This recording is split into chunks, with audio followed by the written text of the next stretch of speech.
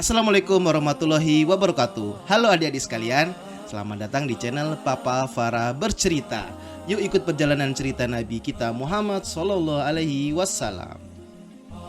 Alhamdulillah adik-adik pendengar sekalian, tidak terasa kita sudah beranjak di buku kedua loh. Di buku kedua kali ini Papa Farah akan meneruskan petualangan pada masa muda Nabi Muhammad Sallallahu Alaihi Wasallam. Selamat menyimak ya adik-adik sekalian. Semoga kita selalu semangat dalam mempelajari kehidupan beliau Nabi Muhammad Sallallahu Alaihi Wasallam. Dan semoga kita akan mendapat syafaatnya kelak. Amin amin amin ya robbal alamin. Adik-adik tersayang, setelah Muhammad diangkat menjadi Rasulullah, ia diminta para sahabat untuk menceritakan tentang dirinya. Inilah yang Rasulullah SAW katakan tentang diri beliau. Ketika ibuku mengandungku, ia melihat sinar keluar dari perutnya. Karena sinar tersebut, istana-istana di Syam bercahaya. Aku disusui di Bani Sa'ad ibn Bakar. Ketika aku bersama saudaraku di belakang rumah sedang mengembala kambing, tiba-tiba dua orang berpakaian putih datang kepadaku dengan membawa baskom emas yang penuh berisi salju. Kedua orang tersebut mengambilku lalu membelah dadaku, mengeluarkan jantungku, membelahnya, mengeluarkan gumpalan hitam dari jantungku dan membuangnya. Setelah itu keduanya mencuci jantungku dan dadaku dengan salju yang telah dibersihkan. Salah seorang dari keduanya berkata kepada sahabat satunya, "Timbanglah dia dengan 10 orang dari umatnya." Dia menimbangku dengan 10 orang umatku, ternyata aku lebih berat daripada mereka. Orang pertama berkata, "Timbanglah dia dengan 100 orang dari umatnya." Orang kedua itu menimbangku dengan 100 orang dari umatku, ternyata aku lebih berat daripada mereka. Orang pertama berkata lagi, "Timbanglah dia dengan 1000 orang dari umatnya." Orang kedua menimbangku dengan 1000 orang dari umatku, ternyata aku lebih berat daripada mereka. Orang pertama berkata, "Biarkan dia. Demi Allah, seandainya engkau menimbangnya dengan seluruh umatnya, dia lebih berat daripada mereka." Tujuan peristiwa ini adalah mempersiapkan diri Muhammad untuk mendapatkan pemeliharaan dan wahyu agar manusia lebih mudah mengimani Rasulullah SAW dan membenarkan risalahnya.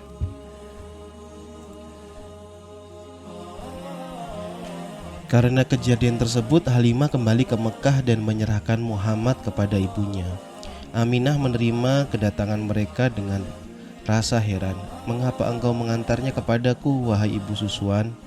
Padahal sebelumnya engkau meminta ia tinggal denganmu." "Ya," jawab Halimah, "Allah SWT telah membesarkan Muhammad. Aku sudah menyelesaikan apa yang menjadi tugasku.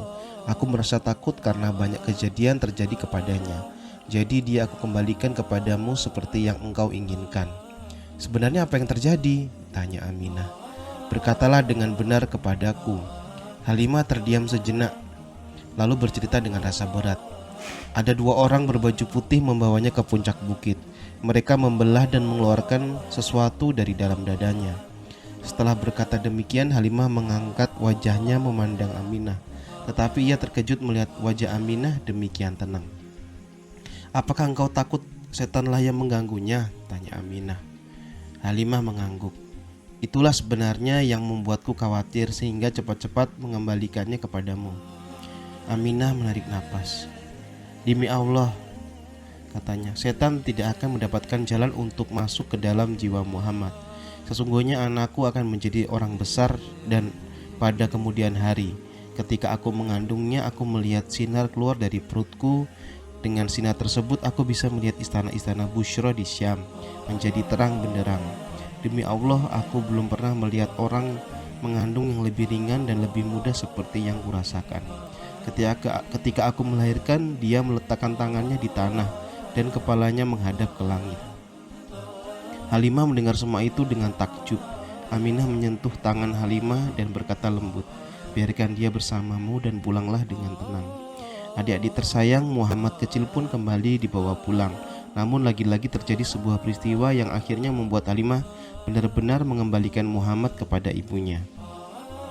Dalam kitab Sunan Ad-Darimi dan kitab Imam Ahmad disebutkan, malaikat yang mendatangi Muhammad pertama-tama bukan berbentuk manusia, melainkan menyerupai dua burung putih yang menyambar dan membawa lari beliau.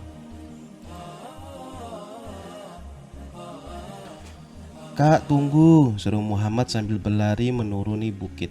Saat itu usia Muhammad sudah 5 tahun. Ia sedang berlari mengejar saudara-saudaranya, yaitu anak-anak Halimah. Mereka sedang menggembala kambing. "Ayo Muhammad, kejar kami kalau bisa," ujar Syaimah, anak perempuan sulung Halimah sambil tertawa. Anak-anak itu terus bermain. Diam-diam ada beberapa orang Nasrani dan Habasyah yang sedang memperhatikan mereka. "Lihat Kak, itu ibu datang," suruh Muhammad. Anak-anak menoleh. Mereka terpekik senang melihat Halimah datang menjemput. Namun wajah Halimah tampak khawatir. Dia mencurigai beberapa bayangan yang sedang mengintai sambil berbisik-bisik di kejauhan. Hatinya makin berdebar ketika orang-orang Habasyah itu datang mendekat. Tanpa memedulikan dirinya, mereka langsung mendekat Muhammad. "Paman mau apa?" tanya Muhammad. "Berbalilah nak, kami ingin melihat punggungmu," perintah salah seorang. Muhammad membalikkan badan, lalu orang-orang Habasyah itu saling pandang dengan wajah terkejut. Tanpa berkata apa-apa lagi, mereka berbalik ke tempat semula dan kembali berbisik-bisik. "Kalian bermainlah lagi, ibu akan mencari tahu apa yang mereka bicarakan," kata Halimah kepada Muhammad dan saudara-saudaranya. Diam-diam Halimah mendekati tempat orang-orang Habasyah itu berada dan terkejut mendengar apa yang mereka katakan. "Kita harus merampas anak ini dan membawanya kepada raja di negeri kita. Kita telah mengetahui seluk-beluk tentang dia. Ada tanda di punggungnya yang meramalkan anak ini kelak akan menjadi orang besar." Diam-diam Halimah menjauh. "Aku harus melarikan Muhammad dari mereka sekarang juga." "Adik-adik tersayang, berhasilkah Halimah menyelamatkan Muhammad?" Tanda-tanda Rasul terakhir pada Injil. Orang-orang Nasrani Habasyah itu tahu bahwa seorang Rasul terakhir akan dibangkitkan dan mereka diperintahkan mengikutinya, seperti yang tertera di dalam Injil di bagian kitab Ulangan 18, 15-22, bahwa seorang nabi di antara kamu dari antara segala saudaramu dan yang seperti aku ini, yaitu akan dibangkitkan oleh Allahmu bagi kamu, maka dia haruslah kamu dengar. Halimah cepat-cepat mengajak Muhammad pergi, tetapi dari kejauhan orang-orang Habasyah itu terlihat bergegas mengikuti mereka. Untunglah Halimah mengenal daerah itu dengan baik sehingga dia bisa melepaskan diri dari kejaran orang-orang Habasyah walaupun dengan susah payah. Tidak berapa lama kemudian Halimah menyiapkan Muhammad untuk segera kembali ke Mekah. Sedih sekali Muhammad harus berpisah dengan saudara-saudaranya Syaimah, Unaisyah, dan Abdullah. "Muhammad, jangan lupakan kami ya," pinta Syaimah dengan mata berkaca-kaca. Muhammad mengangguk sambil memeluk mereka satu persatu. Kemudian berangkatlah Muhammad meninggalkan dusun Bani Sa'ad dengan semua kenangan indah yang tidak akan pernah hilang dari benaknya seumur hidup. Halimah mengelus kepala Muhammad penuh sayang. "Bergembiralah Muhammad, engkau akan berjumpa dengan ibu dan kakekmu." Mekah pada malam hari sangat ramai. Ketika mereka tiba, saat melalui kerumunan orang itulah Muhammad terpisah dan menghilang. Halimah kebingungan. Dia takut orang-orang Habasyah itu diam-diam masih mengikuti mereka dan mengambil kesempatan ini untuk menculik Muhammad. Sambil menangis, Halimah mendatangi Abdul Muthalib. "Sungguh pada malam ini aku datang dengan Muhammad, tapi ketika aku melewati Mekah atas, dia menghilang dariku. Demi Allah aku tidak tahu di mana dia berada." Setelah memerintahkan orang untuk mencari, Abdul Muthalib berdiri di samping Ka'bah lalu berdoa kepada Allah agar dia mengembalikan Muhammad kepadanya. "Adik-adik tersayang, dapatkah Muhammad ditemukan kembali?" Mulai dari hidupnya di dusun Bani Sa'ad sampai masa kecilnya di Mekah, hidup Nabi Muhammad SAW dilalui sebagai seorang gembala. Ibnu Ishaq berkata bahwa Rasulullah SAW pernah bersabda, "Tidak ada satu nabi pun melainkan ia pernah mengembala kambing." Ditanyakan kepada beliau, "Termasuk engkau wahai Rasul?" Rasulullah SAW menjawab, "Ya, termasuk aku." Adik-adik tersayang, tidak lama kemudian datanglah seorang bernama Waraqah bin Naufal dan seorang temannya dari Quraisy. Keduanya menyerahkan Muhammad dan Abdul Muthalib. "Ini anakmu, kami menemukannya di Mekah atas." Alangkah lega dan gembiranya Abdul Muthalib. "Cucuku," katanya sambil mendekap Muhammad. Abdul Muthalib memerhatikan cucunya dengan wajah berseri-seri. "Apakah kamu mau kakek ajak menunggangi unta yang hebat?" "Mau, tetapi mana untanya, kek?" Sambil tertawa orang tua itu mengangkat Muhammad dan mendudukannya di atas bahu. Kau kini telah menduduki untanya nak, hahaha. Wah, untanya hebatnya, kok sudah tua ya kek. Biar tua tapi ini unta yang hebat cucuku. Lihat, unta ini mampu mengajakmu bertawaf mengelilingi Ka'bah. Abdul Muthalib membawa Muhammad bertawaf di Ka'bah. Setelah itu dia memintakan perlindungan Tuhan untuk cucunya itu dan mendoakannya. Mari kita menemui ibumu sekarang, ajak Abdul Muthalib. Alangkah senangnya anak dan ibu itu ketika mereka saling bertemu.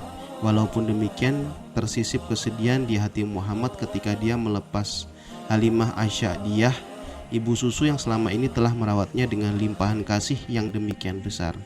Selamat tinggal Muhammad, jadilah orang besar seperti yang pernah dikatakan ibumu, kata Halimah sambil beranjak pergi. Sampai dewasa Muhammad tidak pernah memutuskan tali silaturahmi dengan ibu susunya. Waraqah bin Naufal adalah seorang paman Bunda Khadijah yang kelak menjadi istri Muhammad. Waraqah tidak menyukai berhala. Dia tetap mengikuti ajaran Nabi Ibrahim dan Nabi Ismail menjadi hamba Allah yang setia. Ia tidak meminum minuman keras dan tidak berjudi. Ia bermurah hati terhadap orang-orang miskin yang membutuhkan pertolongan. Adik-adik, sejak itu Abdul Muthalib bertindak sebagai pengasuh cucunya itu. Dia memelihara Muhammad dengan sungguh-sungguh dan mencurahkan segala kasih sayangnya. Abdul Muthalib adalah pemimpin seluruh Quraisy dan seluruh Mekah. Untuk dia diletakkan hamparan khusus tempatnya duduk di bawah naungan Ka'bah.